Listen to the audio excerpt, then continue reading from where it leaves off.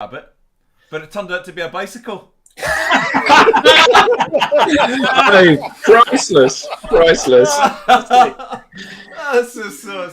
the way you tell them, isn't it? It's the way you tell them. Brilliant. Welcome, everybody. I heard that one told Eric it was a surfboard. It was a surfboard, yeah, absolutely. My goodness me. I think welcome. Willie's Welcome. back. Hey, Will.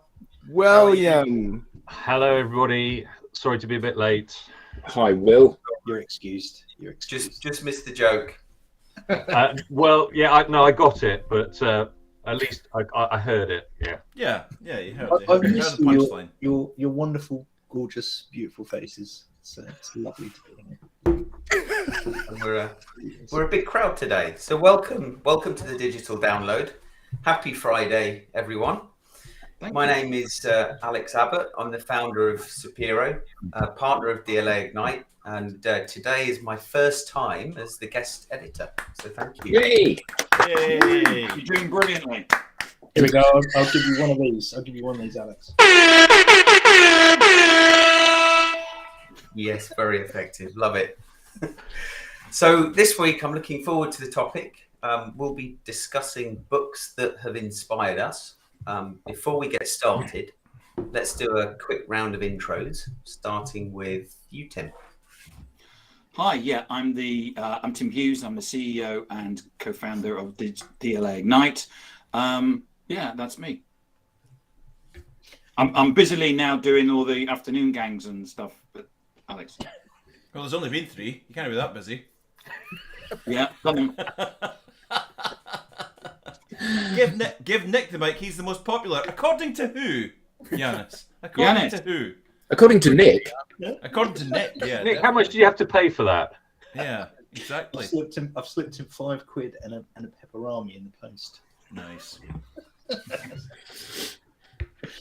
Who's next? Oh, well, we'll go round the room, shall we? Adam. Hi, I'm Adam. I'm co-founder of DLA Ignite, and I'm Kim's business partner. Nick. Or I am Nick. I am part of the Crux crew with Mr. Doyle, who's on that side. That side, yes, absolutely. Hi everyone, I'm Eric from Crux. We are DLA's partners up in Scotland, sometimes referred to as McDLA Ignite. So it's nice to see Nuala coming in there. Hi from sunny Scotland. Hello, Nuala. Big up the Scots. Awesome. I'm Linwood Ross, founder and CEO of Accelerate. We are a DLA Ignite partner in the US. Nick, do you want to discuss this one?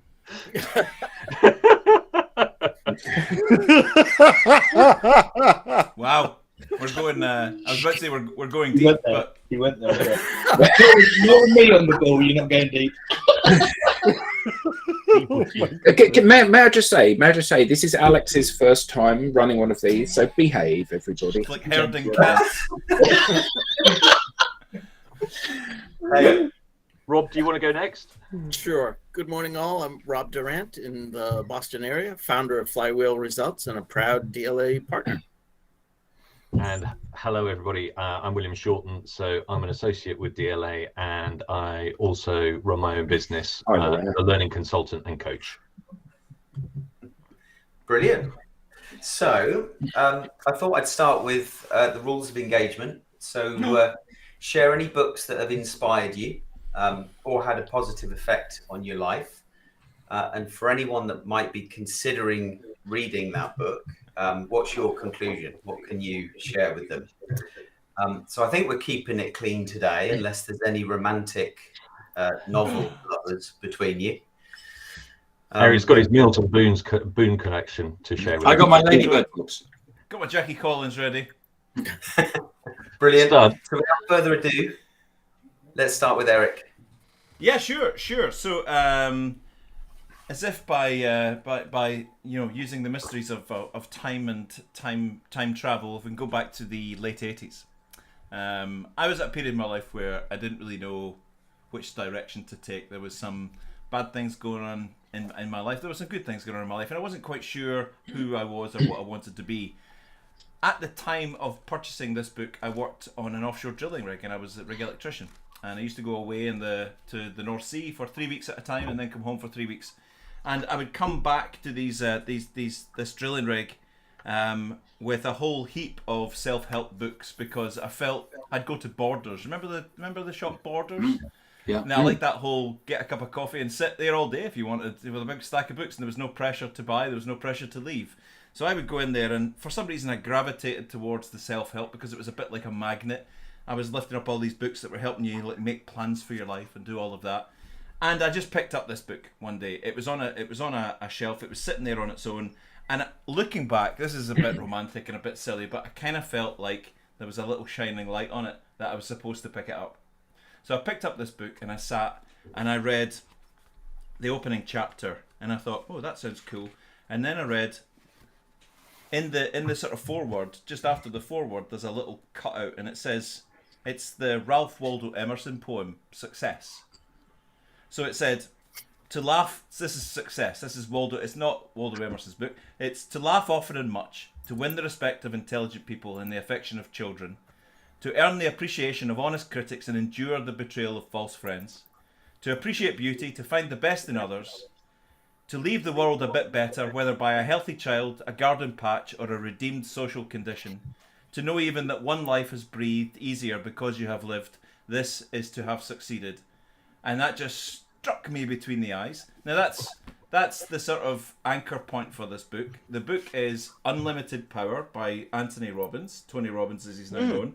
Some may scoff, some may giggle, because Tony's become a bit of a cartoon. But back in 1990 when I bought, this is the original one. This was published in 86. I bought it in 90. It's going brown. It's well thumbed. It's got sections marked out and turned over. It's got biro writing in it. This book helped me form a path, find a path, and helped me make decisions, and also box off things in my life that were holding me back, and allowed me to project a little. Someone playing Tetris. And it allowed me to formulate decisions and also project a bit beyond my current space. I think I had a sphere of vision that maybe only went out a few miles. This actually allowed that sphere of vision to go well beyond that, and in some cases took the boundaries off of all of that. So I took this book. Tony Robbins, back in the day, was a young man. Yes, when you're reading it, you can hear the theme tune to Miami Vice in the back. It smacks a little bit of padded shoulders and Ferrari Testarossas. And nothing wrong with that. You say that like it's a bad thing. Yeah. No, I know exactly. I read it. I pulled it out and reread it when I started Crux with Sarah. And okay, if you take away some of the sort of 80s and 90s isms out of them, still stands up today. A bedrock for me, a book that I'll always have with me, and I'll always go back and just read a chapter. Did it change my life? No. What it did was allow me to change my life. The book never changed my life. The book gave me tools and gave me thought processes to be able to box off balls and chains around my ankles, and also project forward a little bit. And it even, bizarrely, it's a self-help book about setting goals for yourself and all of that. Tony talks about his dramatic weight loss. So he talks about nutrition and goes into the science of nutrition, or certainly what they knew about nutrition back in the day. So that helped me with a whole load of things, and this book allowed me to become the man I am today. Absolutely love this book. As cheesy as some of his stuff is, I still love his YouTube stuff. It still grabs me every time I see him. Unlimited Power by Anthony Robbins, then Tony Robbins now, is my first choice. Is that okay? Brilliant. Yeah. Fantastic. Nice. Second one, I don't know if anyone's read this, is Kitchen Confidential by Anthony Bourdain. Yes. Fantastic book. After 25 years of sex and drugs, bad behaviour, and haute cuisine, chef novelist Anthony Bourdain decides to tell all. From his first oyster in the Gironde to his lowly position as a dishwasher in a honky-tonk fish restaurant in Provincetown. From a kitchen of the Rainbow Room atop the Rockefeller Center to drug dealers in the East Village, from Tokyo to Paris and back to New York, Bourdain's tales of the kitchen are passionate as they are unpredictable, and as shocking as they are funny. Sunday Times said it's more gripping than a Stephen King novel. It's not exactly Delia, said The Guardian. But Anthony Bourdain, who is there, who sadly Passed away a couple of years ago. I think it's been agreed now that he took his own life. Gives the warts and all story about the pursuit of a Michelin star and working through the ranks of the sort of lowly eateries and diners of New York through to becoming a world-renowned chef, critic. And the stories are pure rock and roll. This is pure rock and roll. This is sex and drugs and rock and roll in the back of kitchens. Look out for the chapter about the wedding party. That is particularly fantastic. And in here, he'll give you things like little tips like don't order fish on a Monday in a restaurant, and he tells you why. Because he tells you what they do to fish over the weekend. Little gems like if you see a sign for discounts in your life, pursue them. Don't go for discount sushi. It's not a good thing. So Kitchen Confidential is my second choice. A rip-roaring read. Sarah's reading it now. This particular version comes with handwritten notes and afterthoughts, which is a good buy if you're going to buy it. Written by Anthony himself, so you'll come across little bits where he's scribbled on. Just bear with me a little second, where he's written little things like that. Now that he's reread it, he's scribbled on. So yeah, a great read. Has anyone read that one? Yeah. Did you like it? Oh yeah, it's brilliant. I then went and read all of them. It was the story about whenever they started a particular the set in terms of doing the meals, where they basically covered the surface with brandy and then played the beginning to Apocalypse Now and then set it alight. And he said, unsurprisingly, that restaurant went down the pan. Went up in flames. There's a line in there. He said, whether he's in Vietnam, Edinburgh, Istanbul, wherever, one of the things that he does when he goes into a restaurant is really quickly goes to wash his hands in the men's room. And his guide is, if they can't be bothered to clean the public toilet in the restaurant and make it immaculate, imagine what the kitchen's like. Yeah. So excuse me for a second, and he goes to wash his hands in the lavatory. If it's not sparkling, beautiful, then that's the bit you're going to see. What are the bits like that you can't see? Get up and leave, and just don't eat there. That's really great advice. Yeah, totally. Who's doing the notification tango at the moment? I can hear someone's. Yeah, someone's got lots of tabs open with LinkedIn running, and they're getting a message, and it's flicking across all the tabs. Yep, that's exactly. It might be me. It might be me. I apologise. It's all those purchase orders coming in. That's what it is. Yeah, I can think of a few places I don't want to eat anymore now. Yeah, totally. So that's it, and thank you, Yanis. I reciprocate in that perspective. You two are a very attractive chap. Cool. Thank you, Eric. That's why you need to get on Grindr, Eric. Again. So that's it. That's my two books. I went for one that helped me change my life, and one that actually I was fascinated by. It used to really annoy me when everyone that I worked with was obsessed with business books and business mentors and all of that, because actually I was sitting thinking, I'm just bored by all of these things. I've read all these how to carve businesses and how to make businesses and how to lead and all of that. Lots of these people have never led businesses. Lots of these people have never led. So I actually started taking inspiration from people like Bourdain and Michel Roux and Rennie Redzetsky from the restaurant in Copenhagen. Can't remember it. And Novak Djokovic. People who've actually decided that they were going to go from one place to success, and done it. Mick Jagger. They started out with a product. That product might have been hitting a ball across a tennis net or making burgers or whatever, and decided, I want to be the best in the world. I want to be the best in the world at that. So you could scoff at the fact that, who's a great business mentor for you? Oh, Michel Roux Jr. That's ridiculous. He's a chef. No, he's a guy that's got a plan. He's got amazing resources. He surrounds himself with the best talent in the world. He constantly strives for perfection and is looking for the next and best, and wants to be the best in his market. So I take inspiration from people like Bourdain and chefs and sports stars and all of that over any kind of you know, person who thinks they know about leadership or who thinks they know about, unless they've done it, unless of course they've done it. Yeah. You know, 10 times. I didn't know Mick Jagger played tennis. Just cricket. Cliff Richard does. Yeah. Nick, do you have a mic drop sound in that machine of yours? Don't encourage him. What was that? No, I've got that. There we go. That's pretty good. Noma. Yes, Noma. Indeed. Thank you, Noella. I've eaten there. It's lovely. Great, Alex. I think you said on next. Yep. Go for it, Will. So, first book. Of course, why haven't we chosen this first every time?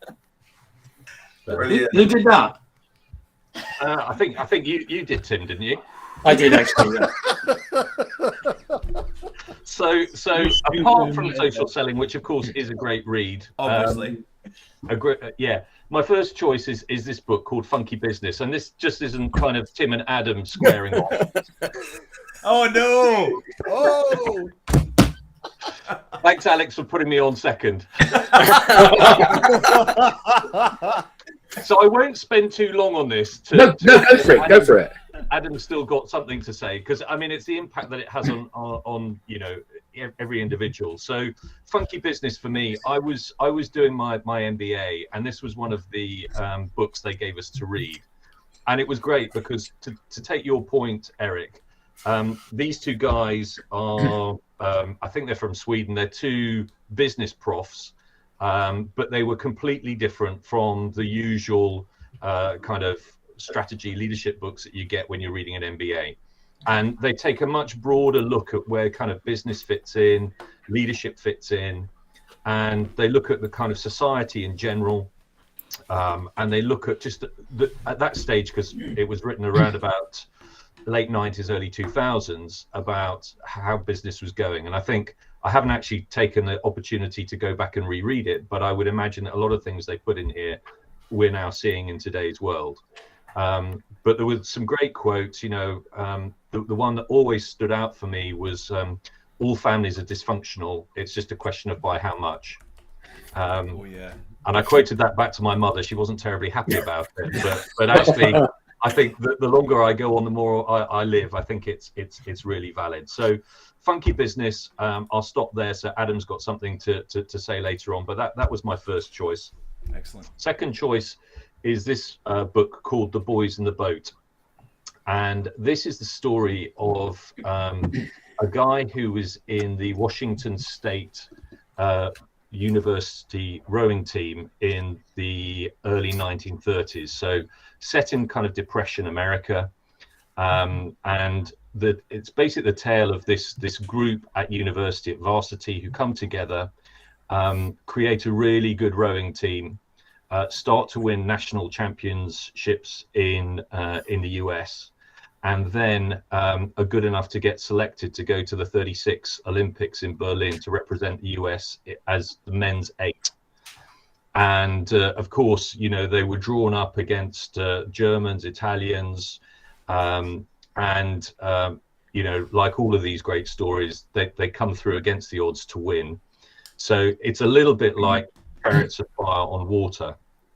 Or Cool Runnings. Such a rowing instead of running.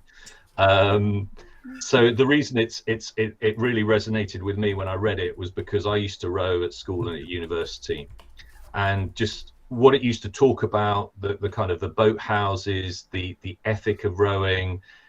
You know, for me, it's always been the ultimate team sport, because when you're on the water, unless everybody is working perfectly in harmony, you know, the boat doesn't go fast enough.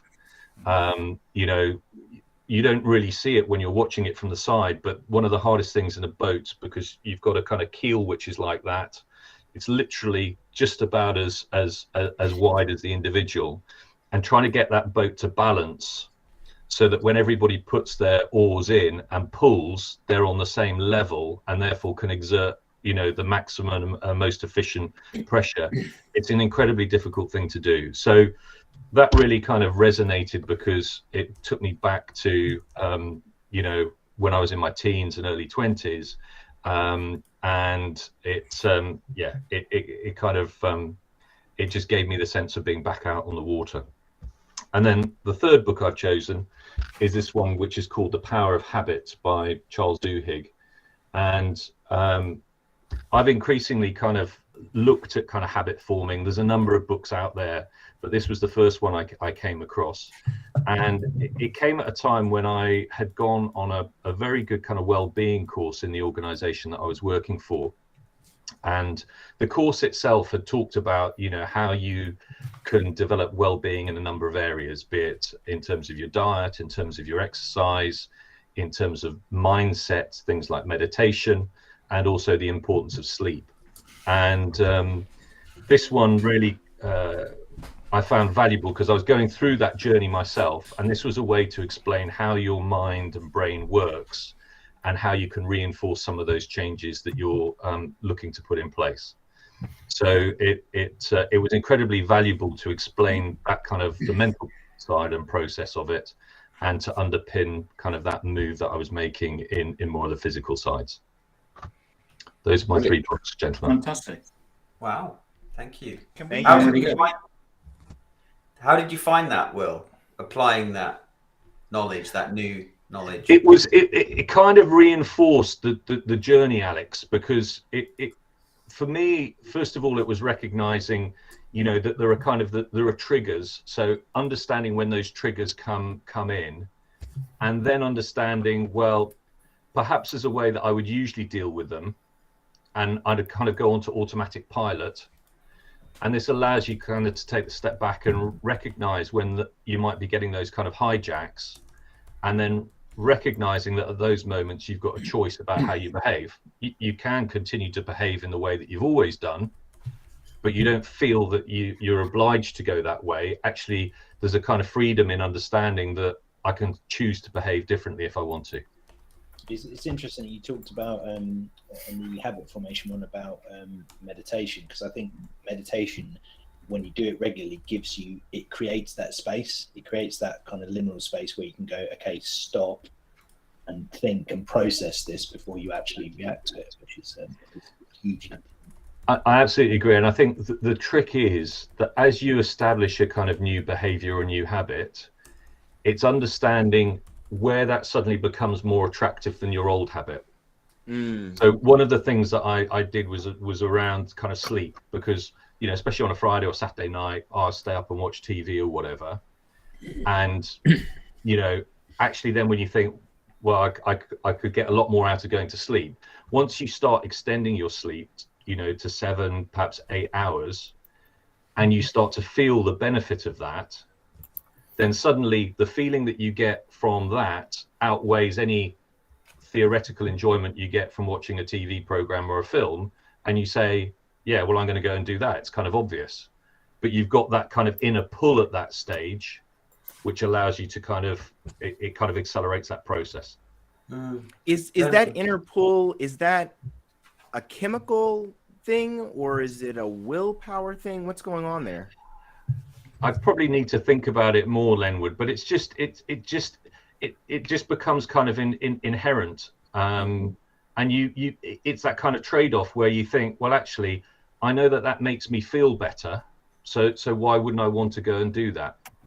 Yeah, it's sort of like the difference between the immediate gratification of doing whatever that old habit was, right, and, you know, getting into the new habit, getting that new gratification from whatever that was, and having that gratification begin to outweigh the immediate gratification of the.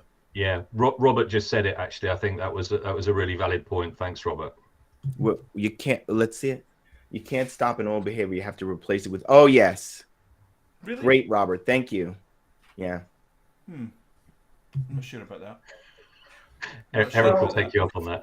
I'm not sure about that, because I stopped biting my nails. I didn't replace it with biting my lip. You did replace it with biting Sarah's nails, though. So I didn't replace it with biting anything or doing anything different. I realized I had to stop biting my nails, so I just stopped one day. I didn't replace it with anything. Good point. I mean, I think you get that with some people. It's a little bit like stopping smoking, isn't it? So, some people will say, I'm going to stop smoking, and for whatever reason they can do it. Other people, it's much harder than making that kind of decision. Was there something else, Eric, with the nail biting? The reason why I bring it up, I've bitten my nails my whole life, and I got fed up with the fact that my nails always looked like trash. I wanted nice nails, and my wife was giving me jip one day. She said, "We're going out tonight, and your nails look horrendous." Because I've bitten my nails since I was a kid, and I just stopped that day. Yeah, but I think it was probably that you were able to focus on like the how your nails looked, and it was something in that you were able to focus on that prevented you from going back to that old habit. The reason why I bring, but I never replaced it with another habit is the point. Yeah, I know, but there was something, an image in your mind, a future that you wanted, that you were able to grab onto and hold. Go ahead, William. I'm going to suggest that we have in 2 or 3 weeks' time another one of these which talks about habits. Yeah. It's your session, Will. You rest run of the show without you guys sharing your books. So I don't want to be disrespectful, Lenwood, but let's park that and come back, because I think one of these on habits would be absolutely fascinating. It's a whole show. Yeah, brilliant. Yeah. Nice one. Yeah, good point. Good point, Will. Thank you, Will. Nick, are you ready? Do you want to go next? I have, yep. So I've got 3, so I'll try and whiz through these because I'm aware of time. So my first one, and I've listened to this on an audiobook 3 times now, and I'm probably going to go back to it again because there's an awful lot of content in there. But it's Ego is the Enemy by Ryan Holiday. Ryan Holiday's really into Stoicism, and Stoicism seems to be kind of making a bit of a comeback at the moment. It's really really sexy at the moment, which is it's a good thing. So he puts forth the argument that often our biggest problems are not caused by external factors such as other people or circumstances. They're problems that stem from our own attitude, our own selfishness and self-absorption with things. So in other words, introducing ego into a situation often prevents us from being rational, objective and clear-headed. And he kind of breaks down, the book kind of breaks down into sort of 3 sections.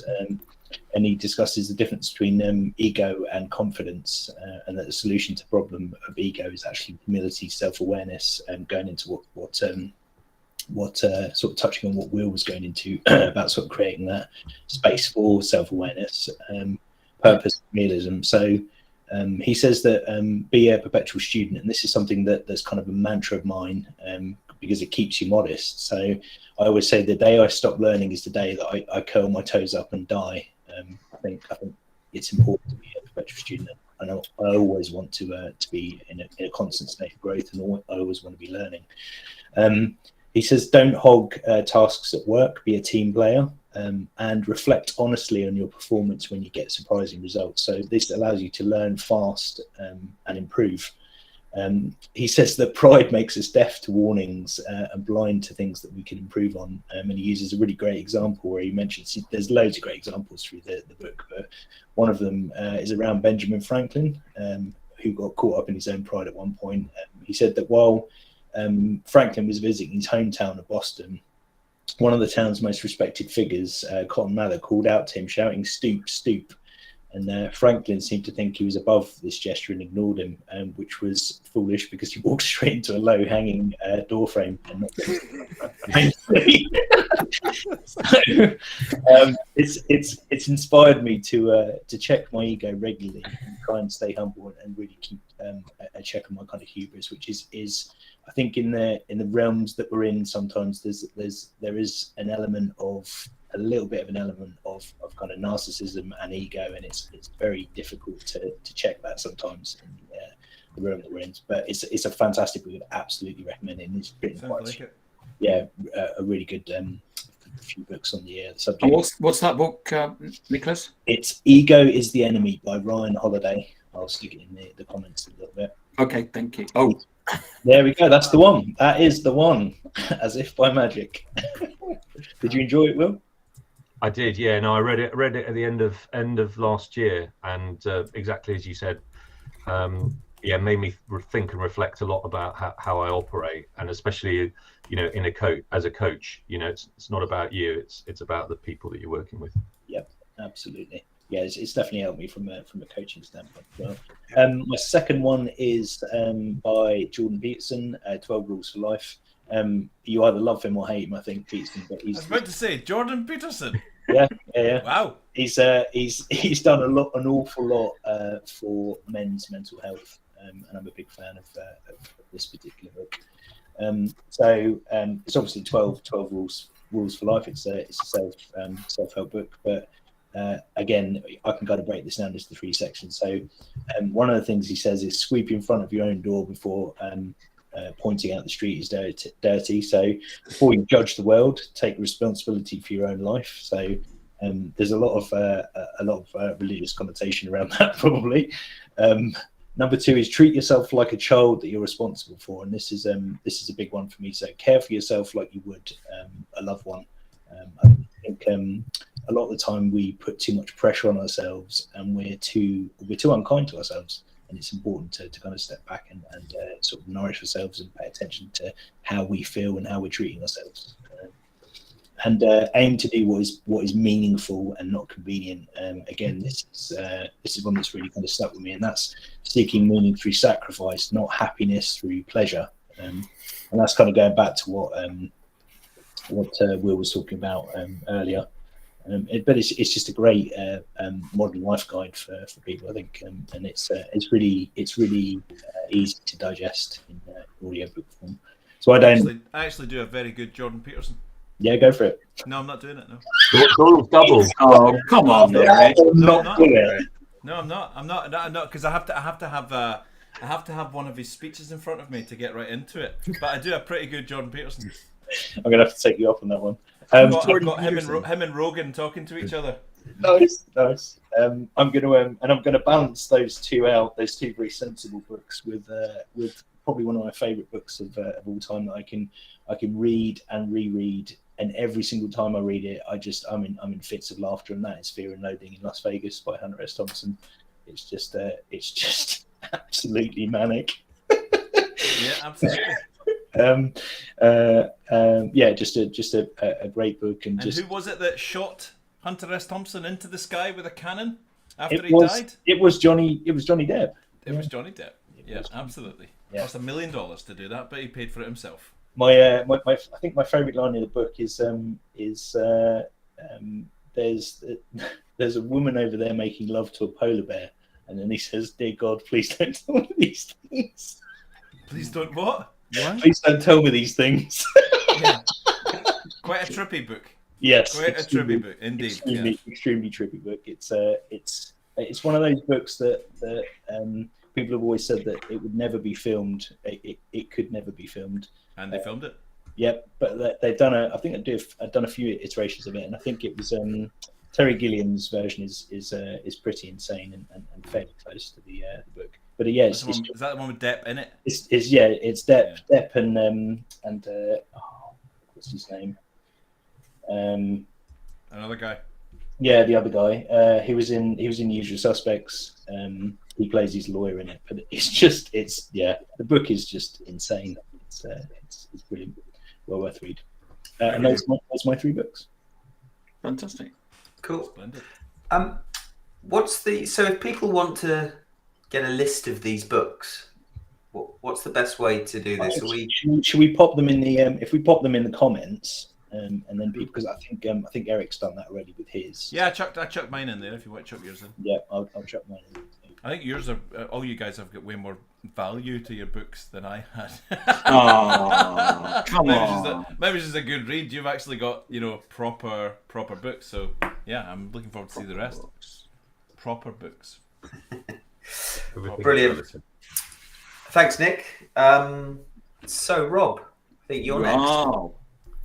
So narrowing it down was difficult. But I went to my go-to for people that I tend to deal with, that is sales and go-to-market leaders.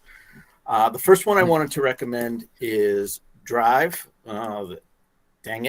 Drive by Dan Pink. And the subtitle I think is... if you put it in front of your shirt Yeah. Okay, we'll try No, that. I think it might. Yeah, I think it might work. Yeah. There we go. Yeah. The subtitle there is The Surprising Truth About What Motivates Us. And that's what actually drove me to pick it up. I was very curious about, always continue to be curious about motivation and reflecting for myself things regarding motivation. What I found in this book was very different from what I thought I was going to find.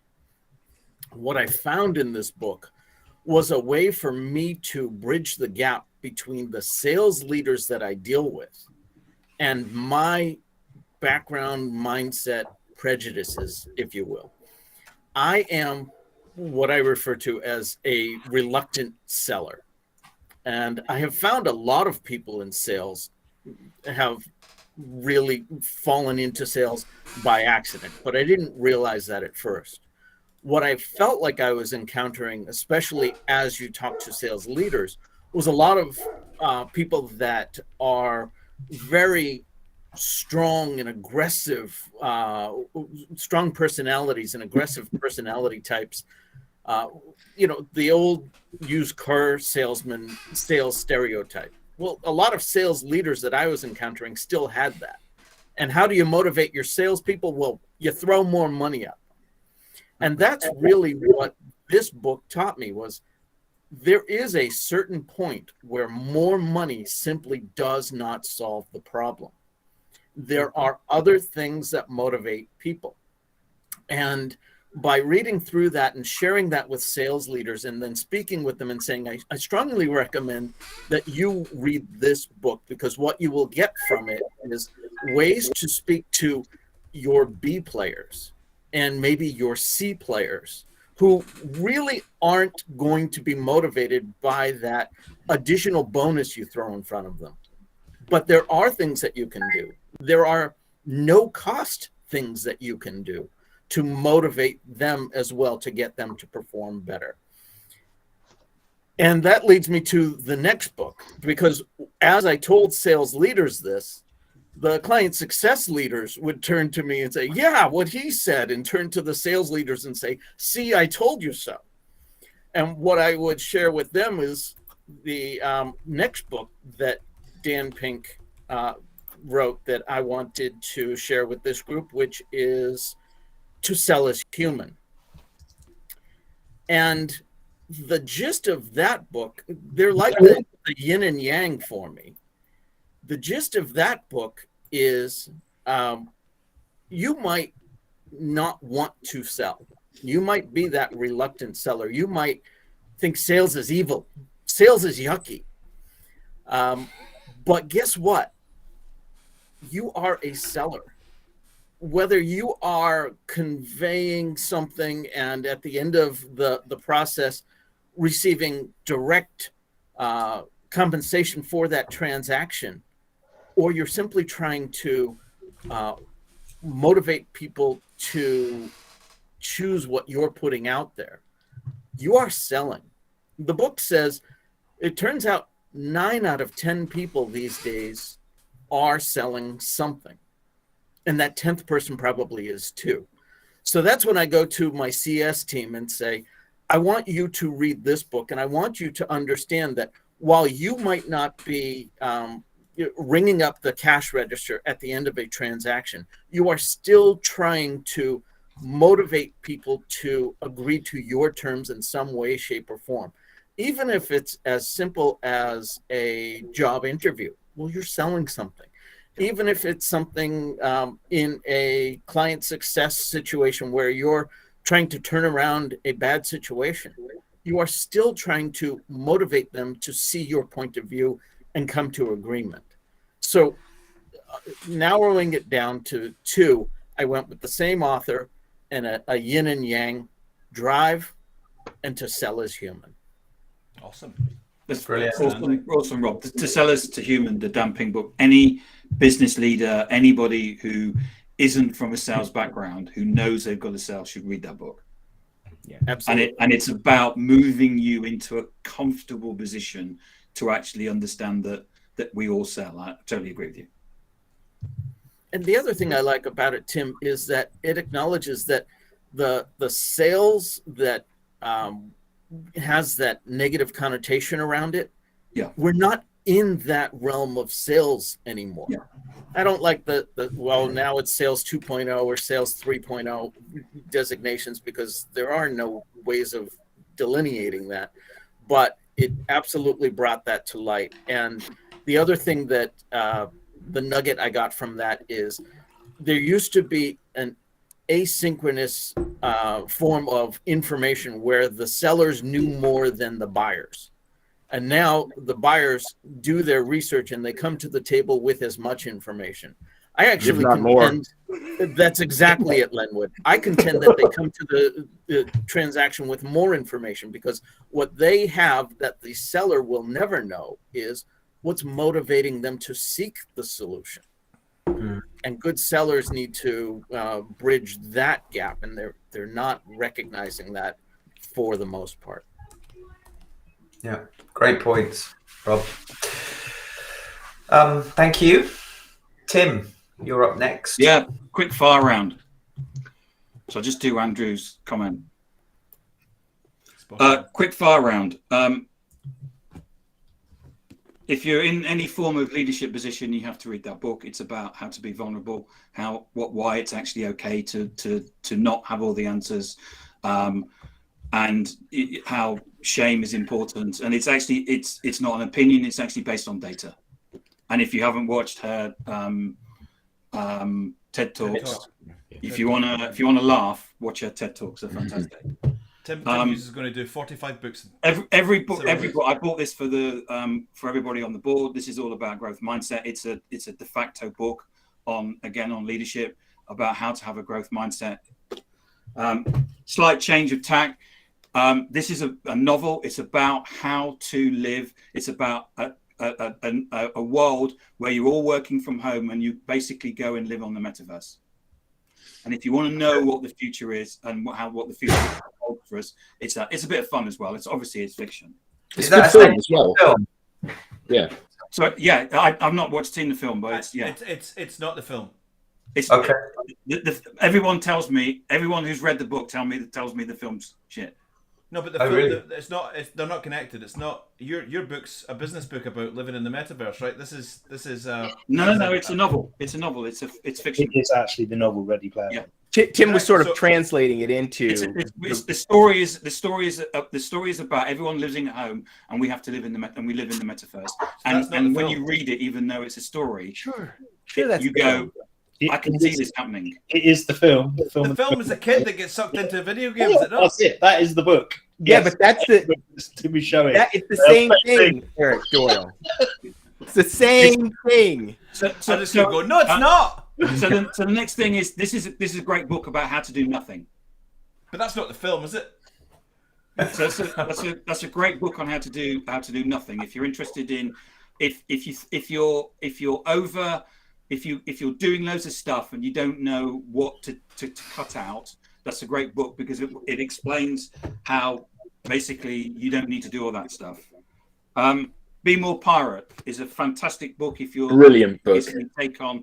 Adam and I saw Sam present, and it was just awesome.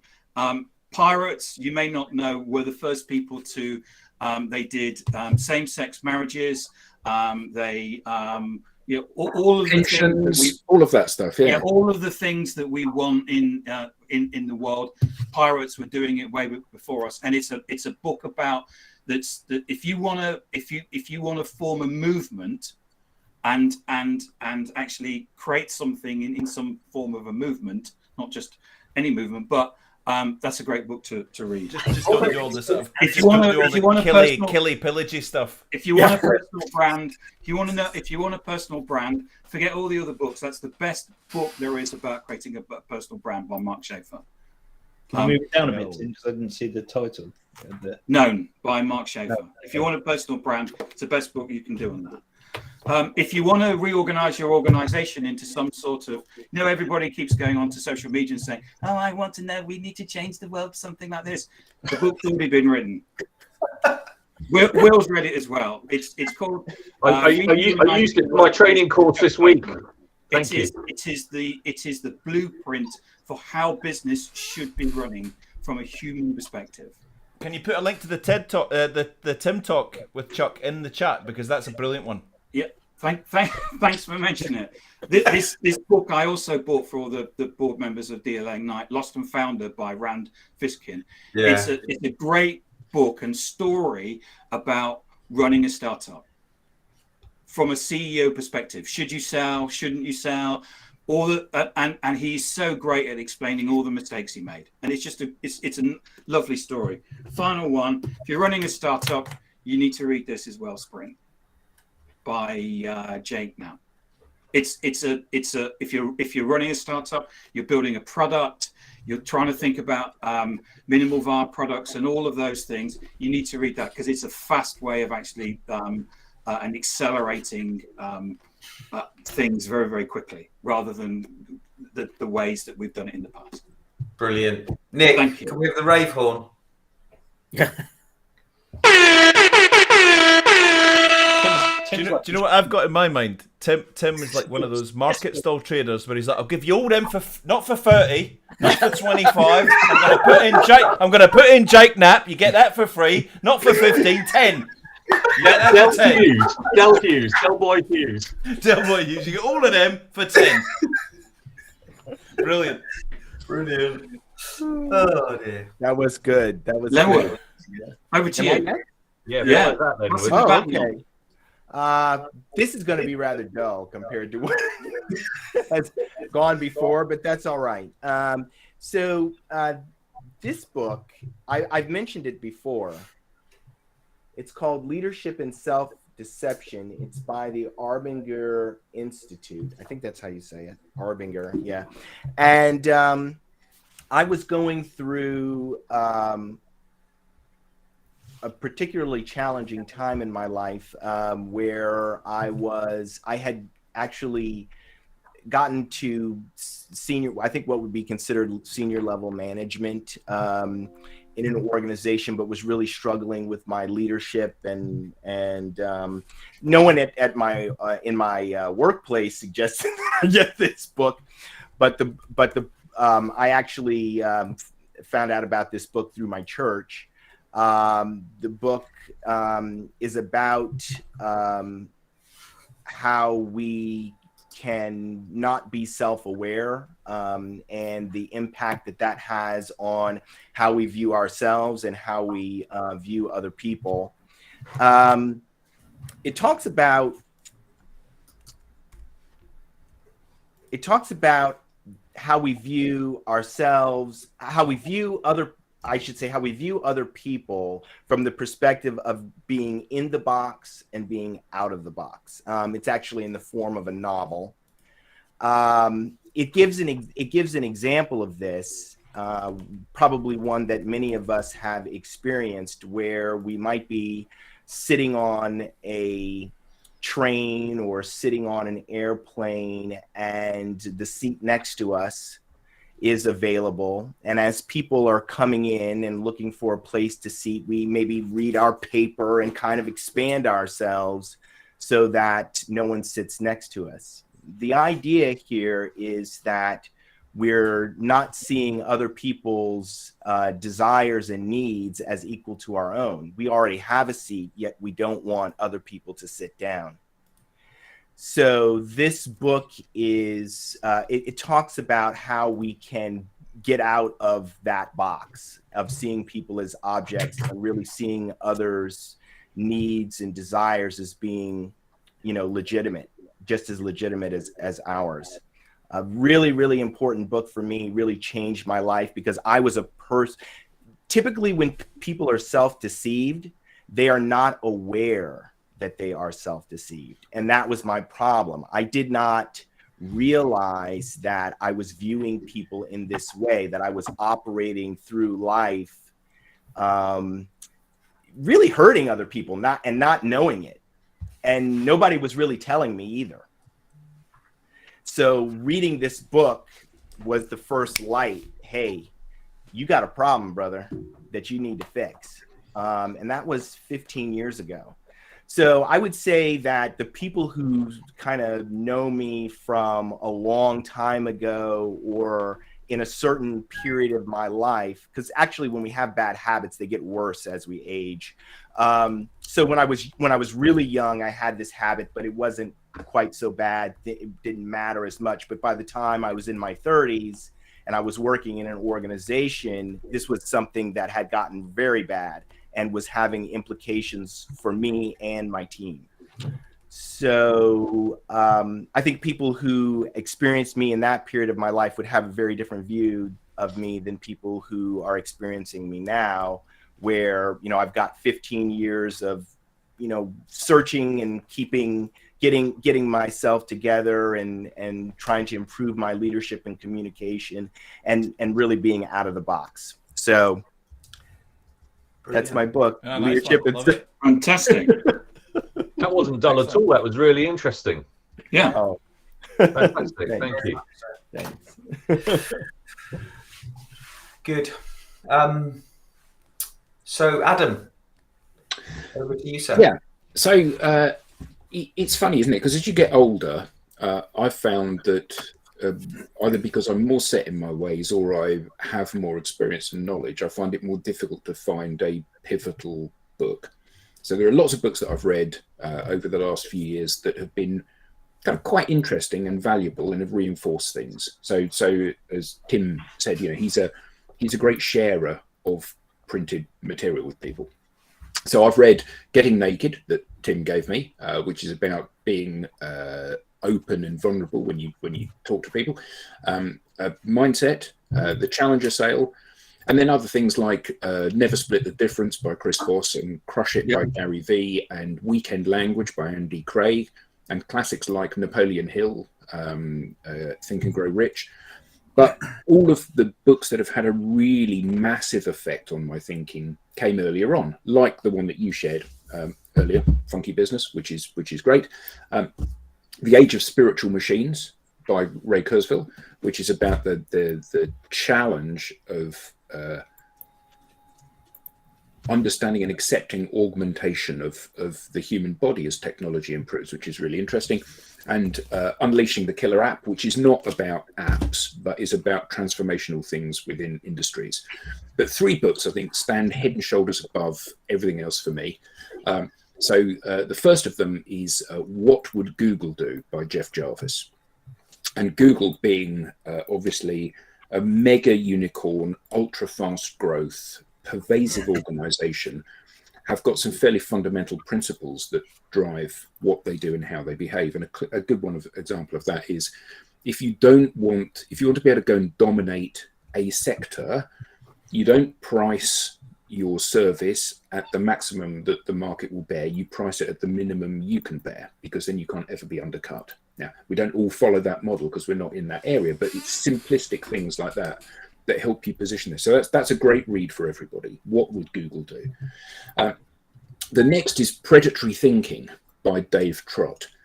And one of the problems that I find with books, and someone mentioned it earlier, 7 Habits of Highly Effective People, a great book, but the problem with books like that is that they position a principle and then they examine it from 50 different areas. And if you go into believing what somebody is telling you, you only need to have the information delivered once. Because if you're open-minded, you go, okay, I accept that. You don't need to tell it to me with a different analogy and a different analogy and a different analogy. So Predatory Thinking by Dave Trott is a series of 2 or 3 page vignettes of things that he has learned as the world's most highly paid copywriter.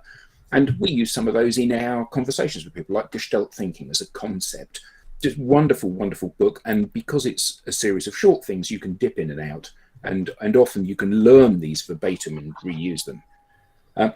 I use one of the quotes from that book every day of my life. It's brilliant, isn't it? So all together now, why is advertising ignored by people? Because advertising ignores people. Yeah, I mean, it's a wonderful, it's wonderful amazing book. And he says about, 3% of advertising is remembered positively, 7% is remembered negatively, and 90% is not remembered at all. And things like that you just go, well, yeah, obviously. Yeah. And I just love those because if you read the book and learn the book, you can look really clever in meetings just by recycling some of his thinking. And last, but by no means least, a bit of fun. And although Toby Young is the most obnoxious human being on the planet, arguably, he wrote a book called How to Lose Friends and Alienate People, which is like a memoir. It was subsequently made into a film. Obviously a play on the how to win friends and influence people. And the thing that I love most about this book is that it details, amongst other things, his falling out with a very close friend of his called Julie Burchill. So his agent writes to Julie Burchill and says to her, could Toby please have a quote for his book? To which she replies, I'd rather die before I give that little bastard a quote for his book. And he then publishes that as a quote on the front cover. I'd rather die before I give that little bastard a quote. I like his style. Yeah, which is it's just wonderful. And although it is a fun memoir and it has got very, very funny anecdotes in it, even though he is the very worst of what I consider to be dreadful people, what it does do is it highlights the challenges that we all have and how sometimes those are applicable to business, like that quote. So those are my 3 books. What Would Google Do? Predatory Thinking, and How to Lose Friends and Alienate People. Very good. Superb. Brilliant. Very good. Thank you, Adam. Thank you. Cool. So that leaves me. Perfect timing.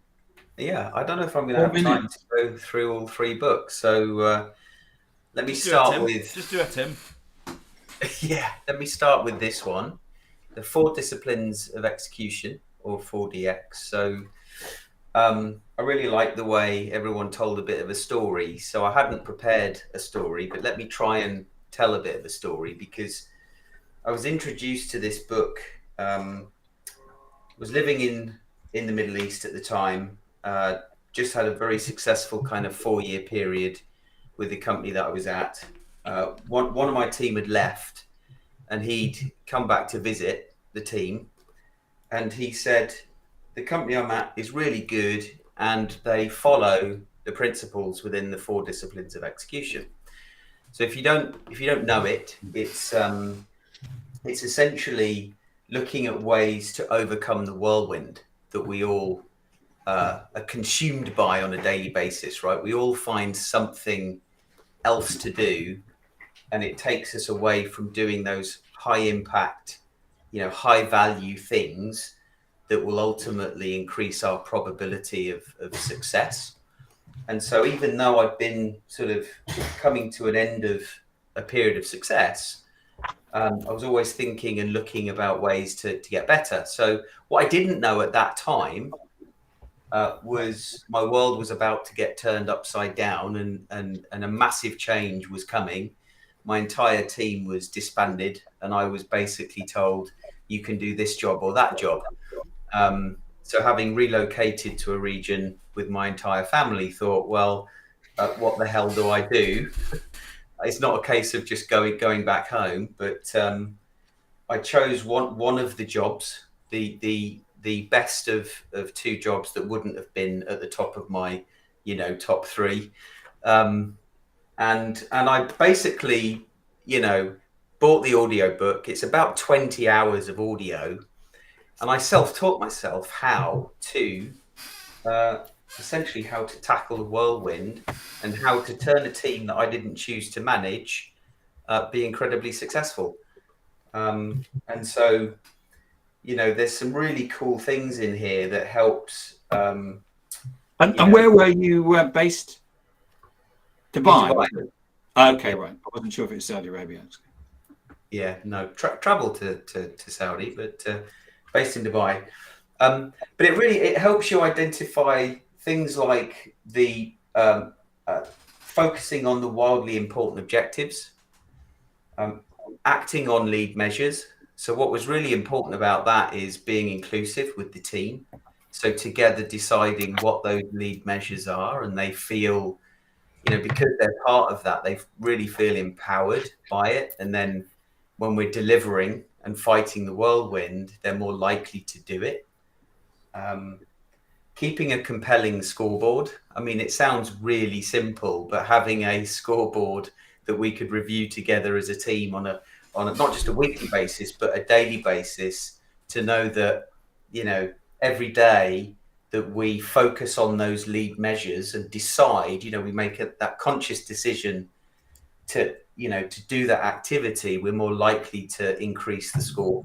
And when you see that visually, it gives you, you know, an injection of something, some chemical in the brain, to keep going. And then having that sort of cadence of accountability. So, you know, each week checking the scoreboard, making sure we're doing the right lead measures and pushing on. So anybody that Fantastic. is thinking or doing something that's... I've never seen that book before. No. I have a feeling you'll be reading it soon. I would. And we're out of time. Fantastic. Thank you so much. Can I just give Alex amazing plaudits for championing and bringing back the Mrs. Slocum glasses chain? You're really pulling that off, man. You're really, really rocking that. That is brilliant. I haven't seen them. It's genius. Even the hairbands on the side there holding to them stop it from falling off. It's very good. And thanks for leaving it at that with a reference to Mrs. Slocum. Cool. Well, thank you. Great job, Alex. Yeah. Thank you, Alex. Thanks, Alex. Thanks, everybody. Fantastic. Great, Cheers. great show. Thanks, guys. Great Let's weekend. do it again. Thank you. Brilliant. Really good. Yeah. Have a great weekend.